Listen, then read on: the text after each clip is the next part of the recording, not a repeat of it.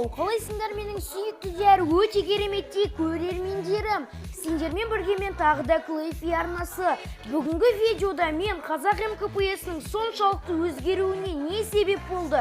Сол жайлы бүгінгі видеода мен сендерге айтып беретін боламын. Ендеше біз өзіміздің видеомызға кеттік. Достар, бүгінгі видеода мен сендерге қазақ МКПС 2018 жылы және де қазақ МКПС 2019 жылы қандай болды, сол жайлы бүгінгі видеода мен сендерге айтып беретін боламын. Және де осы бір жыл арасында не өзгерді, соның барлығын бүгінгі видеода көресіздер. Қазақ МКПС 2018 жылы қарқынды дамып келе жатты. Ол кезде олдвы ютуберлер, яғни Шелзи, Нота, Фелкон, тағы да басқа ютуберлер барлықтары бірігіп көптеген видеолар түсірді. Олар өздерінің көрермендерін қуанту үшін барлығын жасады. Мойындаймын, ол кезде даму өте қиын болды. Бірақ та олдвы ютуберлер оған қарамастан өздерінің барлық күшін салып МКП-де дамуға қатты тырысты. Олар өздерінің көрермендерін қуанту үшін күнде видео түсіруге тырысты. Олар көптеген минут сайын, көптеген секунд сайын, көптеген сағат сайын МКП-де қалай дамысам болады деген оймен жүрді. Менің есімде, достар, Шелзиді, Нотаны, Фелконды, Мэфлді барлық көрермендері қатты жақсы көретін еді. Себебі олар өте кереметтей қызықты видео түсіретін еді. Олар өздерінің видеоларымен көптеген адамдарды баурап алды. Ол кездегі МКП-шерлер барлықтары телефонмен видео түсірді деп мен сендерге айта аламын. Олар барлығына да өз күшімен жетті.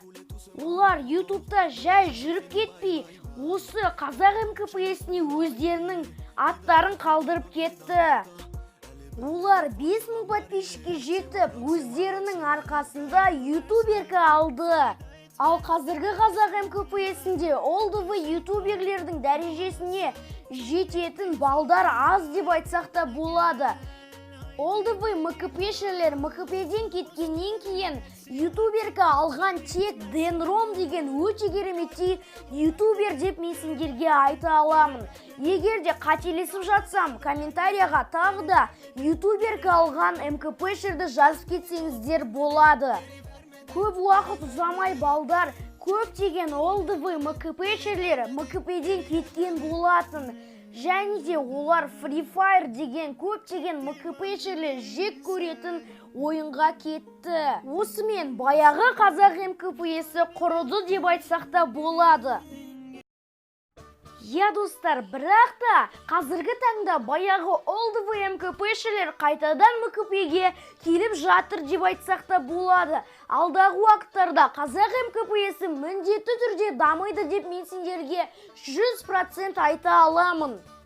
Өйткені, достар, қазіргі таңда қазақ МКПС-інің дамуына сәл де болсын көмегін тигізіп жатқан жас МКП-шерлер бар деп айтсақ та болады.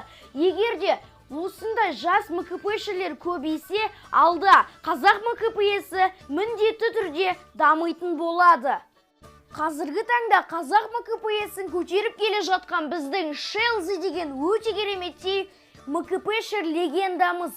Шелзидің қазіргі таңда арнасында 43 мың көрермені бар.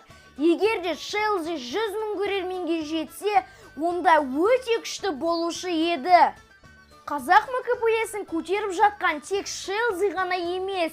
Қазіргі таңда қазақ МКПС-не сәл де болсын көмегін тигізіп жатқан Денфи, Морни, Шалкер, Изгар және де тағы да басқа ютуберлер бар деп айтсақ та болады. Достар, егер де осы видео сендерге ұнаса, әрине осы видеоға өздеріңнің лайктарыңды басып, менің арнама тіркеліп, астыға өздеріңнің пікірлеріңді жазып кетіңдер.